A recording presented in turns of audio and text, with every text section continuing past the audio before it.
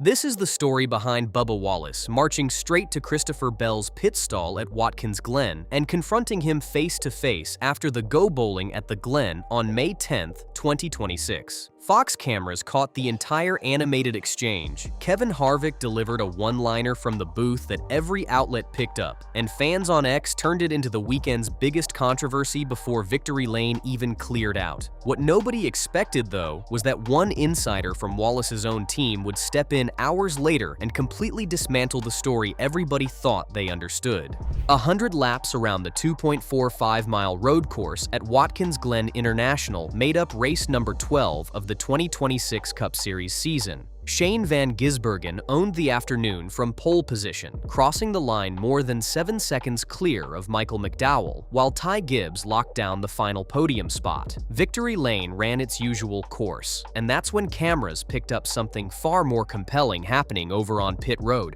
29th is where Wallace ended up that afternoon, with Bell crossing in 21st.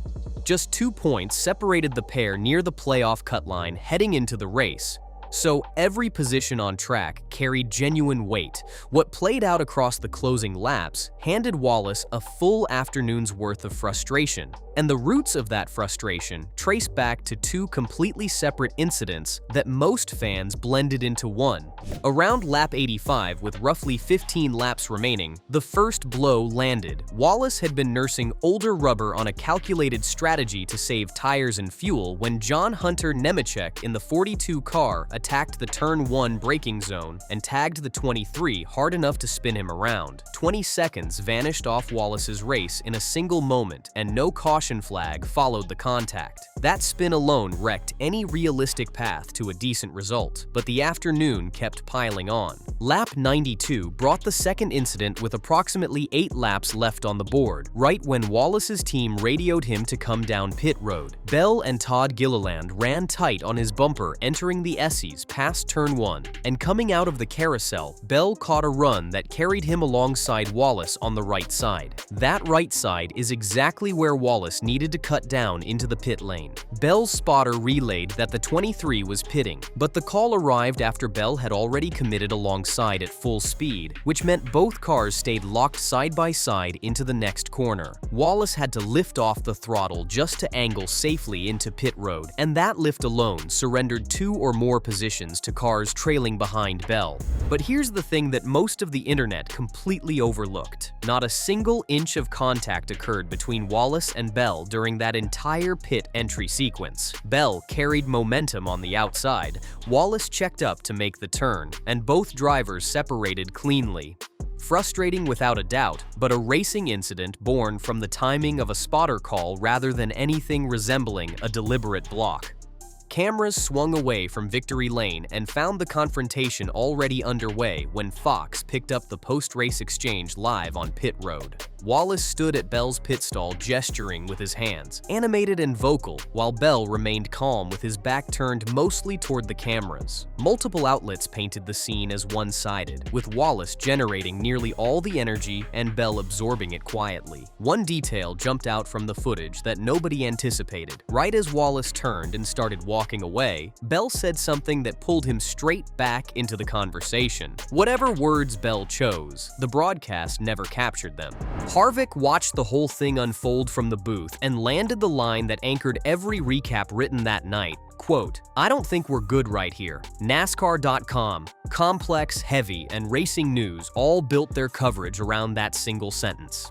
The broadcast itself never explained what triggered the moment, and the NASCAR on Fox account on X stirred the pot further by posting the silent clip with the caption, "A post-race chat for Bubba Wallace and Christopher Bell," followed by the eyes emoji. No audio, no explanation, just body language and a suggestive caption left open for interpretation.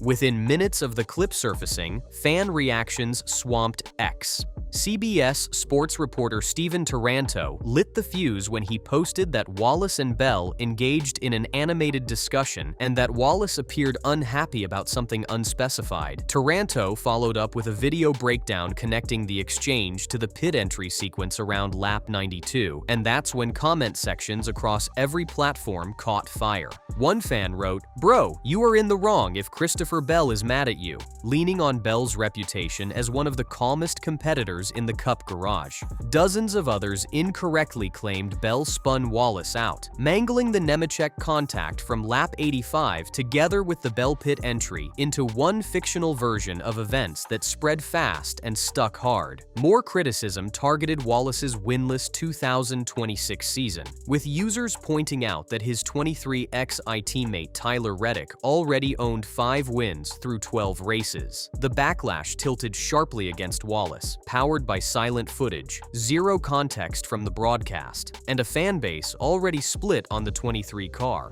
None of that speculation held up once Freddie Kraft weighed in on the same day. Kraft spots for Wallace at 23XI Racing and co-hosts the Door Bumper Clear podcast, which puts him in a uniquely credible position since he sits on the team radio and hears every word exchanged in real time during a race. Kraft replied directly to Taranto's speculation thread on X and dropped 7 words that gutted the entire narrative. Quote, "You shouldn't speculate. Bubba wasn't mad at Bell." NASCAR.com, Yardbarker, Heavy, Complex, and Racing News all verified and ran that tweet, and it ripped the foundation out from under the dominant story overnight. The one person who had been in Wallace's ear throughout the entire race confirmed the conversation carried a completely different tone than what fans constructed from silent video. Several outlets walked back their framing and repositioned the exchange as 2 Toyota-aligned competitors clearing the air after a messy finish rather than sparking a new rivalry. Full context explains exactly why this story snowballed the way it did.